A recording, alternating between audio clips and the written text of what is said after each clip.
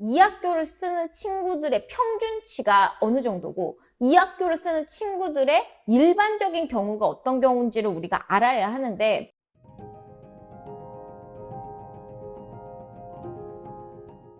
네, 안녕하세요. 정고은입니다.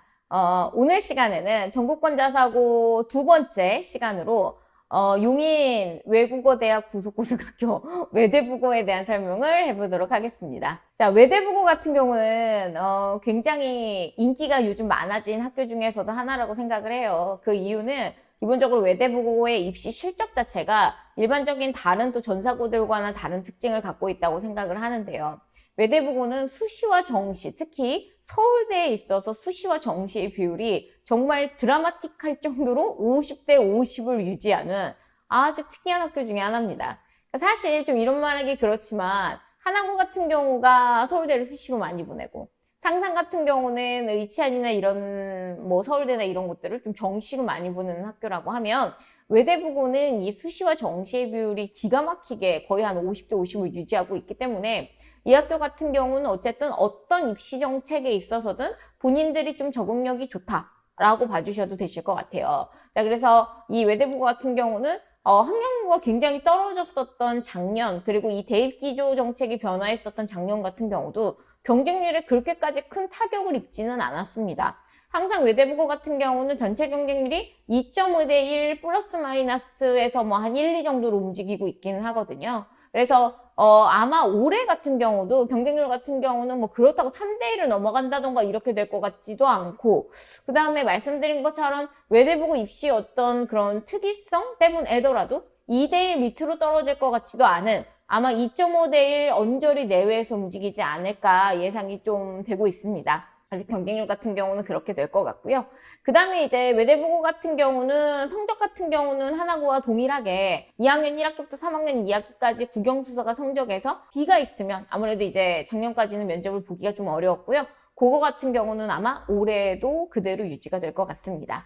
그래서 성적은 그렇고, 생기부 같은 경우도 역시나 지금 코로나 상황이기 때문에 그렇게까지 부담을 느낄 필요는 없을 것 같은데, 앞서 하나고 영상에서 말씀을 드렸다시피 우리가 두 가지는 꼭 챙겨줘야 되겠죠? 출결과 독서입니다. 그래서 출결 같은 경우는 당연한 얘기지만 미인정 결석이나 미인정 결과가 있으면 안 되고요. 근데 은근 지금 코로나 상황이어서 이 미인정이 뜨는 학생들이 너무 많아요. 생각보다. 지금 세임이 됐고 있는 학생들 중에서도 미인정이 좀 많은데 어쨌든 조심하셔야 되고, 그 다음에 독서 같은 경우는 기본적으로 전국권 사고 학생들은 20권 언저리의 독서를 지금 올려주고 있기 때문에, 만약에 내가 외대부고를 생각한다, 전국권 자석으로 생각한다 라고 하면 3학년 때 독서 정도는 20권 내외로 올려주시면 됩니다. 네, 말씀드린 것처럼 여러 권은 안 되나요? 18권은 안 되나요? 라는 질문은 너무 아마추어적인 질문이라고 얘기를 했죠? 다 상관없어요. 근데 다른 친구들이 17권, 18권, 19권, 20권을 올리는데 본인 혼자 뭐 3권, 2권 이렇게만 올리면 너무 눈에 띄게 될 수 있으니까 그 학교를 쓰는 친구들의 평균치만큼은 올려주는 게 생기부의 관리의 방법이라고 생각을 해주시면 될 것 같습니다. 자, 그래서 일반적인 작년과 올해의 외대부고 어떤 입시의 어떤 특이점이나 현황에 대한 설명은 이렇게 끝마치는 걸로 하고요. 자기소개서로 넘어가도록 하겠습니다. 자, 외대부고 같은 경우는 자기소개서가 그때 자기소개서 소개 시간에 말씀드린 1500자 분량의 자기주도학습, 그 다음에 지원동기랑 입학활동계획, 졸업부진로계획, 인성영역이 들어가게 되는데, 외대부고는 사실 전국권 자사고 중에서도 이 자기주도학습 부분을 정말 중요하게 보는 학교 중에 하나입니다. 자, 이 학교는 몇 년 전 설명회에서 어떤 얘기를 했었냐면 자기주도학습을 1000자를 써도 된다라고 얘기를 했습니다. 자기주도학습을 지금 1000자를 써야 된다는 건 지원동기랑 입학활동계획, 졸업부진로계획, 인성영역을 500자에 다 써야 된다는 소리고요. 학생 여러분들이 감이 안 올 수가 있는데 500자는 우리가 글자 크기 10포인트로 6줄 정도를 500자라고 얘기를 하거든요. 그러면은 진짜 속된 말로 이제 계산을 때리면 지원동기 2줄, 입학활동계획 2줄, 인성을 2줄 이렇게 쓰면 이제 사실 500자가 되는 상황이어서, 그때 그 자주학을 1000자를 써도 된다라고 얘기하셨던 그 설명회에서는 입학활동계획을 안 써도 된다라고까지 얘기를 하셨거든요. 그러니까 이 정도로 외대부고 같은 경우는 이 자기주도 학습을 굉장히 중요하게 보는 학교다라고 생각을 해주시면 될 것 같습니다. 자, 그러면 외대부고가 원하는 자기주도 학습은 어떤 내용이냐. 자, 우리가 천자를 써야 되는데 기본적으로 하나고 외대부고의 모토는 저는 동일하다고 생각을 해요. 어떤 모토를 갖고 있는 학교냐?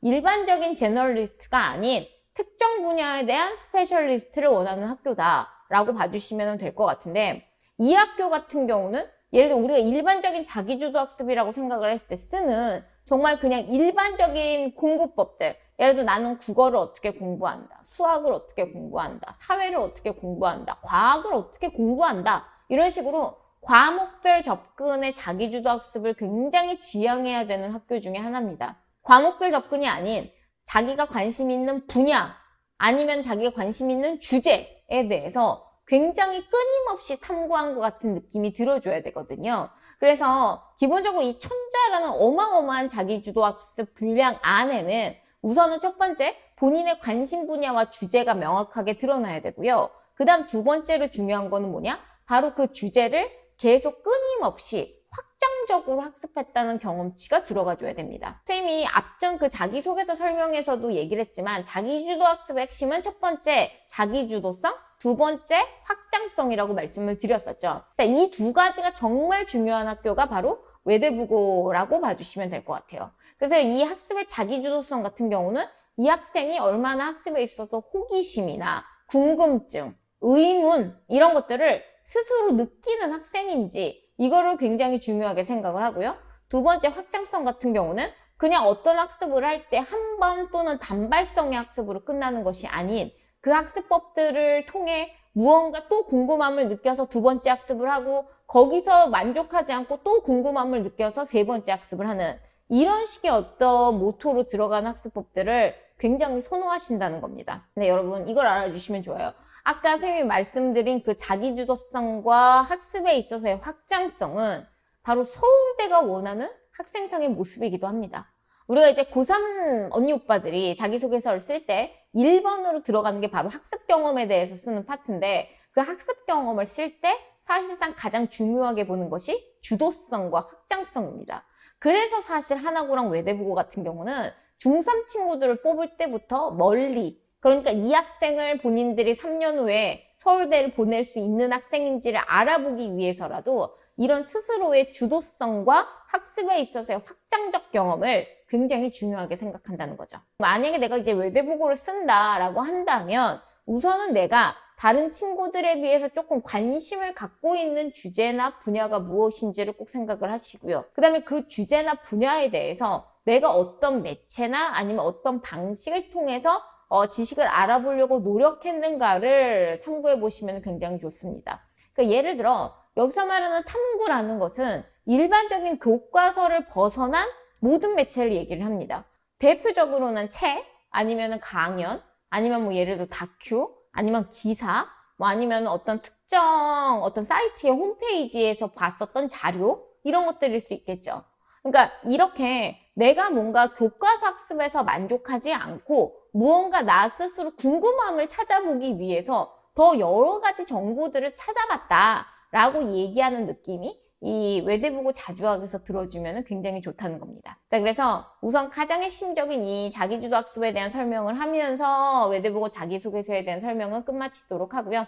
마지막으로 이제 외대부고의 면접에 대한 설명을 드리도록 하겠습니다. 자, 외대부고의 면접은 기본적으로 또 하나고랑 굉장히 대척점에 있는 면접인데 하나고 같은 경우는 이 질문의 개수를 사실 거의 저희가 셀 수가 없어요. 왜냐면 앞선 영상에 말씀드린 것처럼 이 공격형 압박 면접과 사실 확인 면접이기 때문에 계속 지속적으로 질문들이 들어가게 되시거든요. 자, 근데 외대부고는 본질문이 딱 3개가 나옵니다.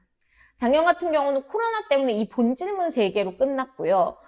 실제 재작년에 이제 코로나 상황 전에 봤었던 면접 같은 경우도 본질문 3개에 추가 질문이 이제 한두 개 또는 많으면 3개까지 나오는 이런 면접 스타일을 추구하고 계십니다. 그러니까 결국 외대부고의 핵심은 이 본질문 3개에 대한 답변이 핵심이다 라고 봐주시면 될 것 같아요. 자, 그럼 이 본질문 3개는 어디서 나오냐? 다 거의 자기소개서 안에서 나옵니다. 그 자기소개서 중에서도 이 자기주도 학습에서 거의 모든 질문이 나오게 되는데요. 그만큼 아까 말씀드린 것처럼 외대부고가 자주 하고 중요하게 생각하기 때문이기도 합니다. 자, 그러면 이 세 가지 질문을 어떻게 대답을 해야 되냐. 바로 이게 외대부고 면접의 핵심인데, 질문 하나당 3분 이상의 나름 굉장히 체계적이고 논리적인 답변을 해야 된다는 게 바로 외대부고 면접의 특징입니다.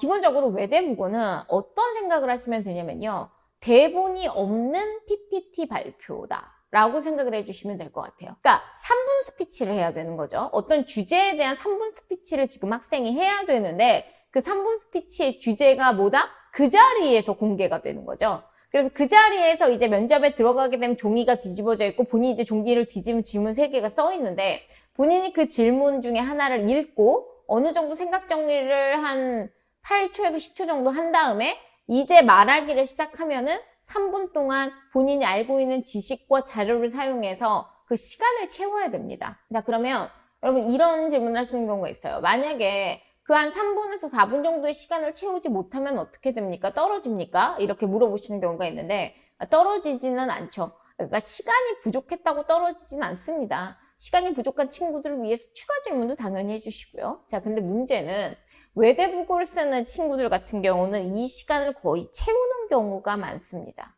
자, 근데 이 시간을 어떻게 채우냐면 똑같은 말을 반복하거나 했던 얘기를 또 하는 방식으로 채우는 게 아니라 모든 다른 이야기들을 하면서 이 3분이라는 시간을 채웁니다. 그러니까 예를 들어 두 가지씩 문장을 얘기하고 그 다음에 이제 서론을 얘기하고 본론에서 그 질문자가 원하는 답변을 다양한 매체와 자료를 통해서 얘기하며 마지막으로 결론에 도달해서는 본인만의 생각을 추가하는 뭐 약간 이런 식으로 굉장히 논리적으로 3분이라는 시간 동안 대답하는 학생들이 있기 때문에 아무래도 그 정도의 시간을 그렇게 논리적으로 채우는 친구들과 시간이 짧게 대답이 끝나는 친구들 사이에서는 면접관이 당연히 느끼는 감정이 달라질 수밖에 없습니다.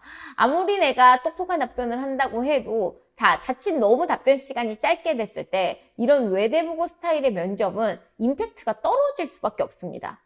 제가 아까부터 계속 말씀드렸지만 이 학교를 쓰는 친구들의 평균치가 어느 정도고 이 학교를 쓰는 친구들의 일반적인 경우가 어떤 경우인지를 우리가 알아야 하는데 외대부고를 쓰는 친구들 같은 경우는 본인 혼자서 3분 동안 본인이 자신 있는 지식에 대해서 떠들 수 있는 학생들이기 때문에 외대부고를 쓰려고 하는 친구들 같은 경우는 그런 부분에 대한 준비가 굉장히 필요합니다.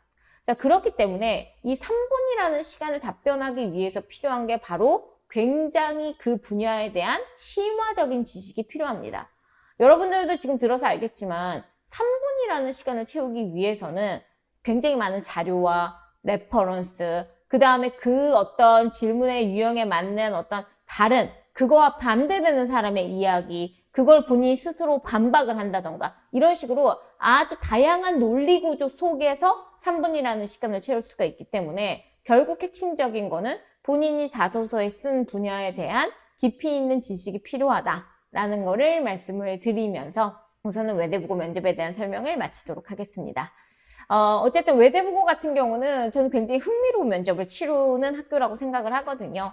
학생 여러분들이 이렇게 들었을 때는 막막할 수 있어요. 막막할 수 있는데 역시나 우리가 이거를 준비를 하다 보면 또 절대로 넘을 수 없는 산은 아니거든요.